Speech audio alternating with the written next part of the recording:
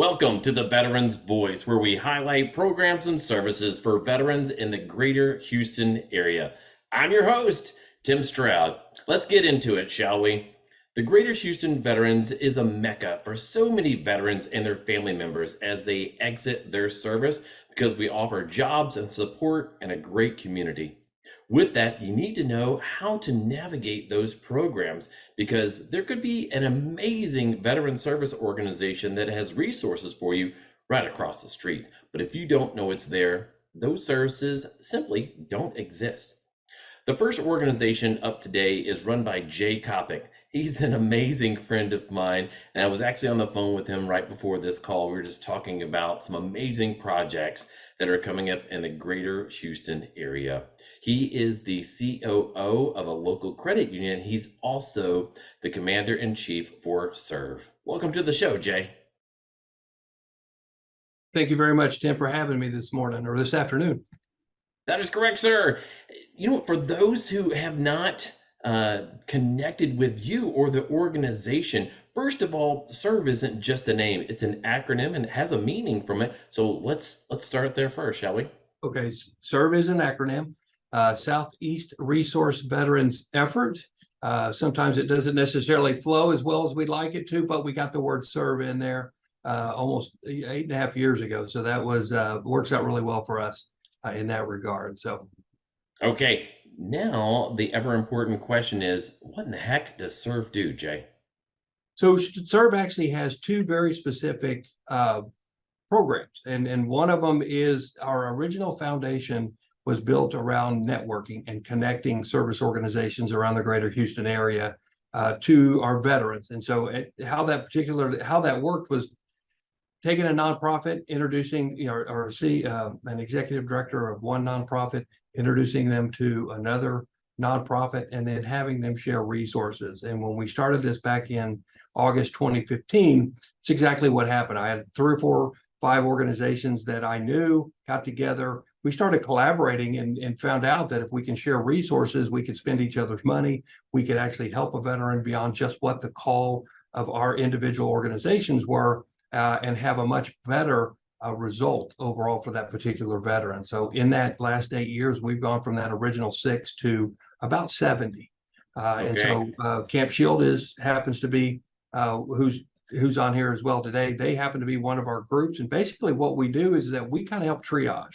So if a veteran has an issue, instead of trying to find 4, 5, 6 different organizations, they can reach out to us, and then through our connections can kind of guide them towards, okay, you need to go here, here, here, and here, based on the relationships that we have through that network. Okay, and for those who don't have a medical background, triage means that you're simply going to serve the highest purpose first. You're going to put them in different categories.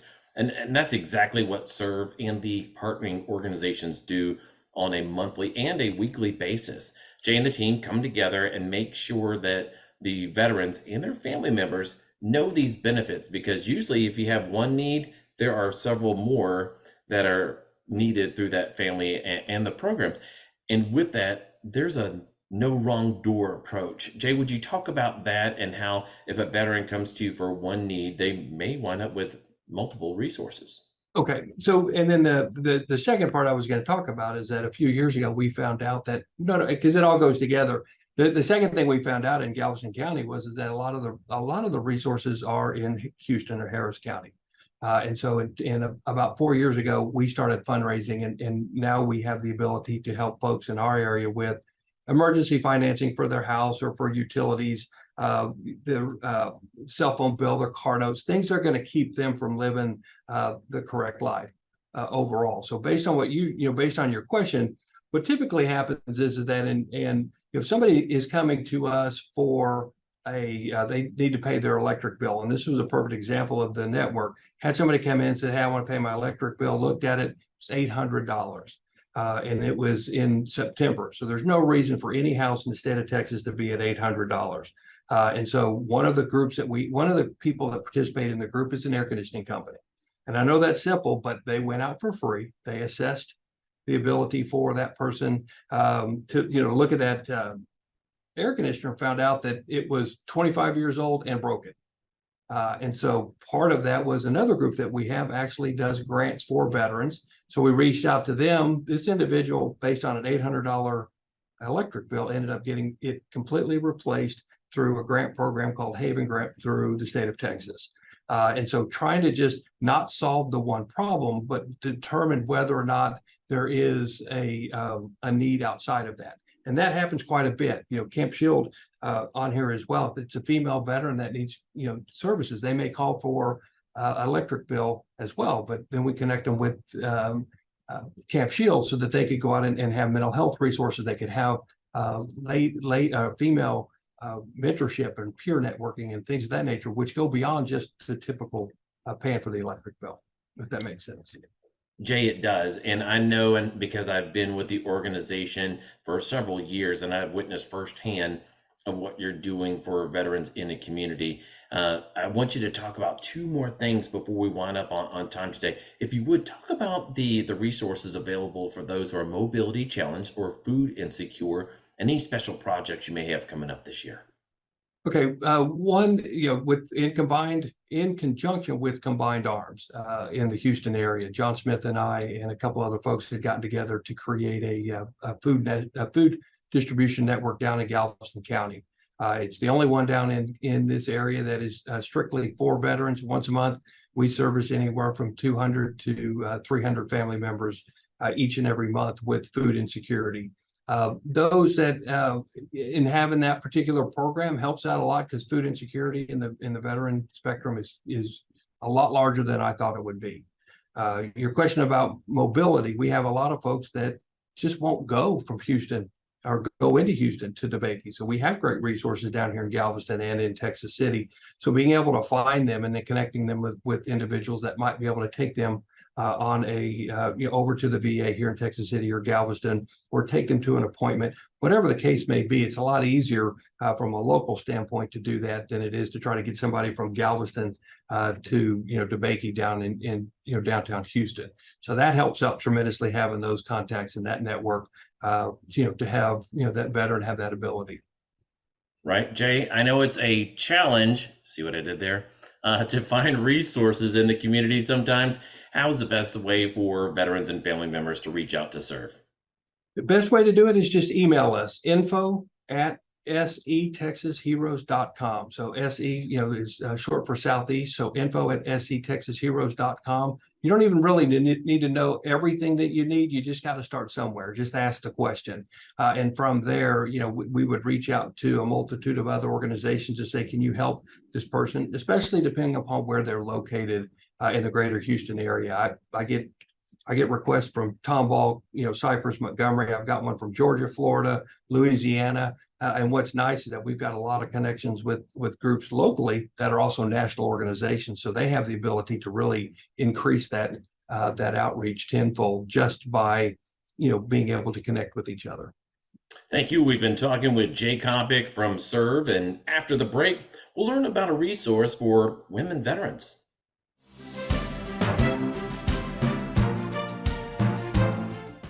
Let's let Sam know about something even more urgent than his morning coffee. Hey Sam, did you know it's kitten season? Right now, thousands of kittens are in shelters across the nation, and they're in need of love and care. When there are too many kittens in shelters, they aren't able to receive the individual attention they so desperately need. That's where you come in. By fostering a kitten, you can provide the care they need until they're ready to be adopted. If you foster a kitten, even for a week, you'll be giving them a chance to grow up and find families of their very own. What's in it for you? A kitten will fill your home with joy, your movie night with lots of cuddles, and they'll even help your social posts look way cuter too. And if you foster a kitten, you'll be provided with everything you need to care for your furry friend. You just provide the love. Save some tiny lives. Adopt or foster a kitten today. To learn more about how you can make a life-saving difference, visit bestfriends.org/kittens.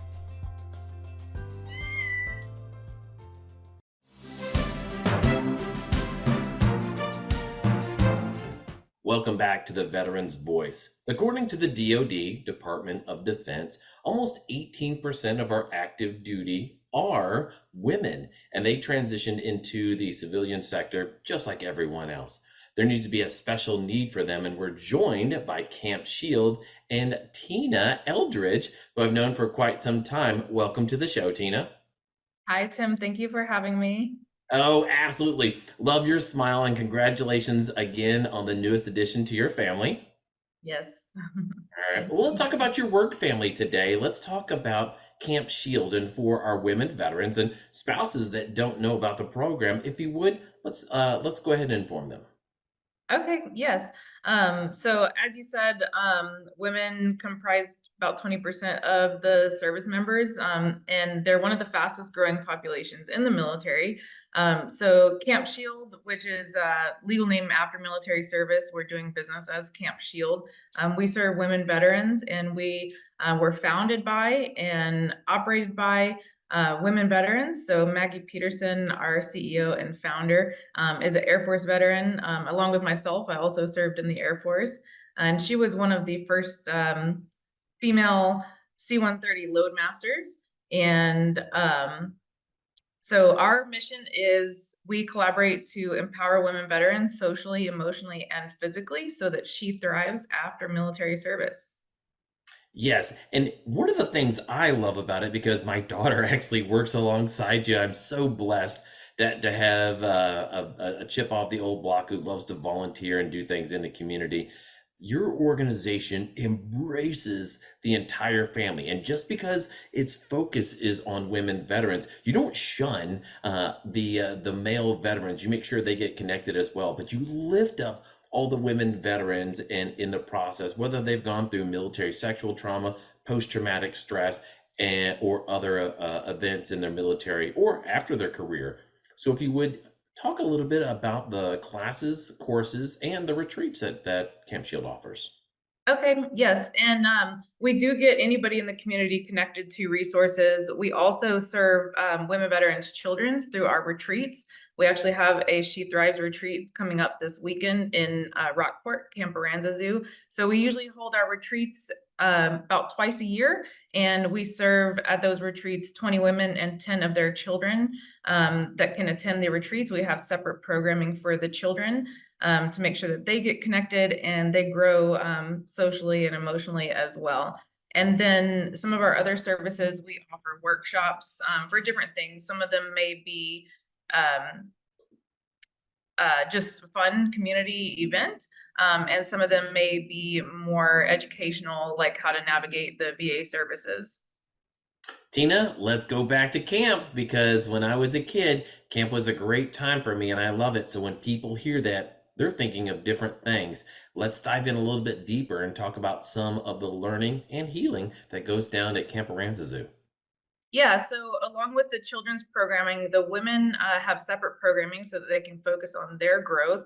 And we do different classes and sessions. Some of them are focused on normal healing modalities, like we'll have a licensed clinical counselor come in and talk about different therapies that they can take part in. And then we also have alternative healing modalities and an alternative healing guru that will come in. We'll do things like Reiki, yoga, mindfulness, outdoor recreation therapy, mastering alchemy, and just different things to help them heal and grow, as well as have fun along with their children. So they get to take part in the camps activities that they have there as well. I love it. I'm going to mention three names: Linda Carter, Gal Gadot, and now Maggie Peterson, because you have Wonder Woman Wednesdays. What are those? Wonder Woman Wednesdays is another service that we offer. And the great thing about those is they are virtual over Zoom. We do those twice a month. One of them is in a lunch and learn type fashion, and another one is in the evening where it's just open. Women can come together and just kind of support each other, talk about whatever is on their mind. You know, one of the things that I was thinking about, and I go to a lot of organizations, a lot of events and activities, and I get my care primarily from the Houston VA, Michael E. DeBakey. Love the people out there, almost 6,000 employees and some contractors. And there's a community cares program that you can get resources there or in the C box. But for women veterans, It's much different. I'm a guy. I'm a white guy. I go in and they know my face and my name, and especially if I'm bringing Colton. But it's different from women veterans going in. And so, are there any programs or any resources that you offer women veterans as they go through, or counseling, so they can find additional resources either at the VA or in the community? Yeah, I think the main thing is just getting women together so that they can have that peer community support and know that they're not alone. Oftentimes, women may not use their VA services, or they may not use their resources, or they might feel unwelcome going to the VA because they see most people are used to men serving, and they may not even understand that a woman served. They say that women are the most noticeable when they're in the military and the most invisible when they get out. So a lot of times you won't even know that a woman served in the military unless you ask, which is something that I'm trying to be better about myself. And I know, thankfully, things are changing, but it's like turning around an oil tanker instead of a ski-doo or a jet boat, and it takes time to get the course corrected. And your organization is doing just that. I know there's been a couple of cases that has come to yours and Maggie's attention where women veterans didn't file for their VA disability benefits because they thought they were going to take from someone else.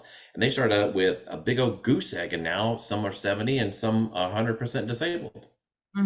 Yeah, and I think that's many veterans, whether you're a woman or a man, that feeling of taking from someone else, but just reminding them that those are benefits that they deserve from their service, and that they should get those benefits for maybe some of the service-connected disabilities that they may have. Yes, and Tina, we've got just about a minute left. Are there any other resources, programs, or events that are coming up in the next 30 or 60 days that you want to tell everybody about? Yeah, we definitely have some exciting events that we want to let the community know about. Anybody can take part in these events, whether you want to attend, be a donor, supporter, provide an in-kind donation, or volunteer. So just a few of them to mention them really quickly. We have the biggest Texas Fest. We're going to be a part of that, along with Camp Hope, being one of the beneficiaries to receive 10% of the net proceeds of all of those ticket sales in Montgomery County. We also will have the Boots and Heroes Gala coming up on May 18th. And then we have our Women Empowerment Expo, Women Veteran Empowerment Expo on June 15th, which is a collaboration of multiple organizations coming together to offer a space to empower women veterans. And then we will also be having our second annual fundraising event on June 11th, which is a Pistols and Purses Bingo. And if you're interested in any of those events, you can email us at info@campshield.org. And another way that you can get notified about all of our events is to find our link tree on our Facebook page. We're on all of the socials, Facebook, LinkedIn as Camp Shield After Military Service, or on X or Instagram as camp or at camp_shield. Perfect. Thank you, Tina. We were talking with Tina Eldridge from Camp Shield, and after the break, helping veterans with PTSD.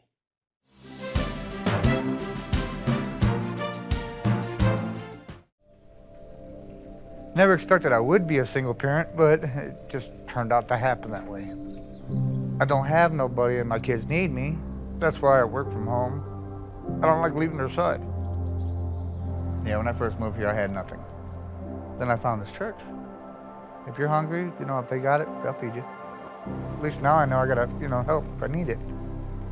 I love my kids times infinity. There ain't a thing I wouldn't do for them.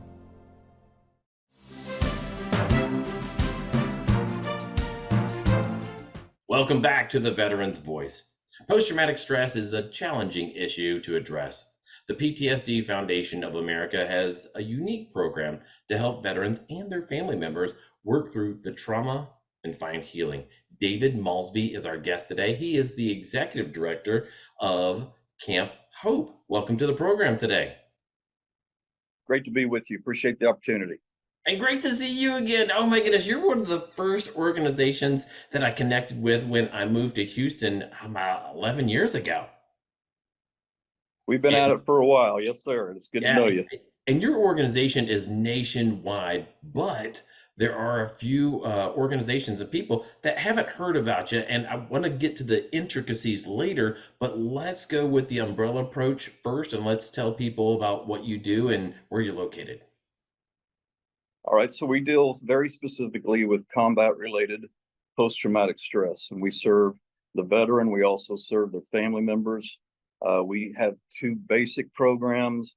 One, if you look at it as an inpatient versus outpatient kind of a model, we serve veterans across the country through warrior group. And then for the family, we have groups for the family to understand what PTSD is, how to best support their loved one. Then we have the inpatient, or what we call just our residential program here in Houston, that we call Camp Hope. And that's where veterans come in from all across the country, and they live with us sometimes a year, sometimes 2 years, depends on the severity of what they're dealing with, combined with other diagnoses that they may have. And everything we do is free.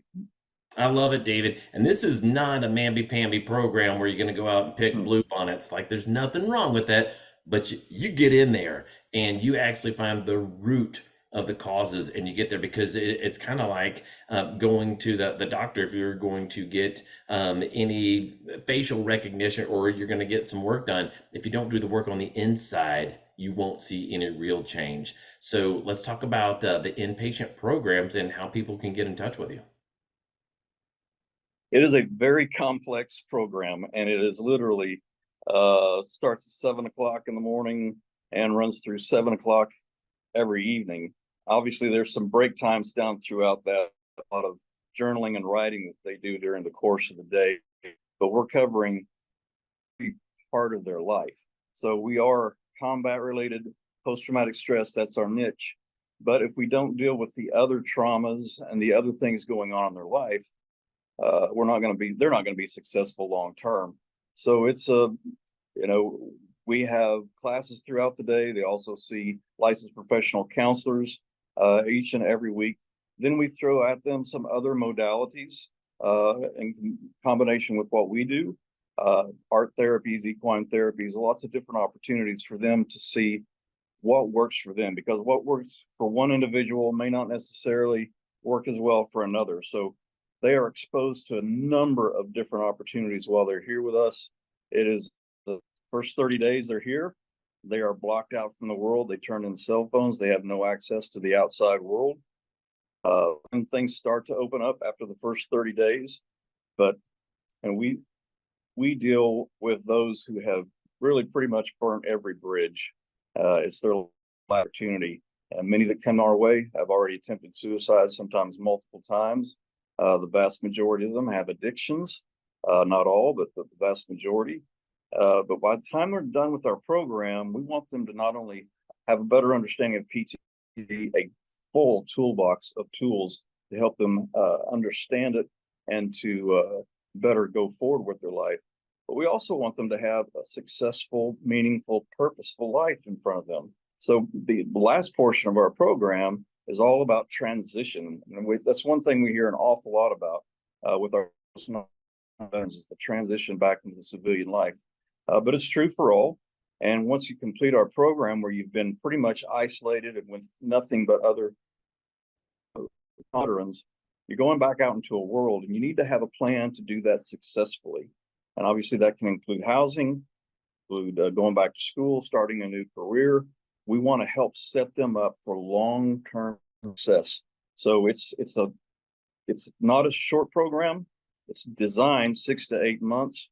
Like I said, some are with us a year, even up to 2 years, depending on what's going on in their life. Thank you, David. And for those who are watching, when I said mamby-pamby, this is not an LA check-in, check-out program.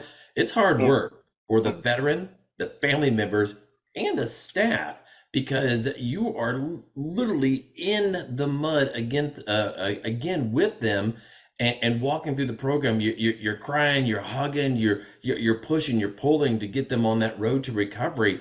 They have to take a step. You step, I step, you step, I step. And I have to sing your accolades, because I've had 2 of my friends, one of them, like you said, literally on the top of a building. His wife calls me, I call you. He gets, it's hard not to get emotional about it. You get him admitted, changed his life, his trajectory. Great guy. He just took a few steps down the wrong path. He got 5 degrees off. That's no big deal if you're walking to the end of the block. But if you're going across a football field, you're going to wind up in the exactly wrong place. There are going to be people watching this, David, that need resources from you, and then those who want to put resources in to Camp Hope. Let's address both of those, please. Sure. Our website's ptsdusa.org. That's always the first opportunity for you to see who we are and what we do, the different programs, what the criteria is for coming into the program here at Camp Hope, or through our warrior groups, our Zoom groups that we make available to anyone, including first responders. But that's all that information, including how you can volunteer, be a part of our program. If you need help, if you want to give help, there's 1,000 ways to do it. Just like every nonprofit in the world, everybody needs help to get it done. But yeah, our website's a great way to go. Also, social media for a little more of the day-to-day stuff. PTSD Foundation of America on Twitter and on or PTSD USA on Twitter, PTSD Foundation of America on Instagram. And another way that you can go support, you can actually go to their website or look at or go to their calendar and buy their swag. Because yes, you could go to one of the big box stores and get these for cheap $99.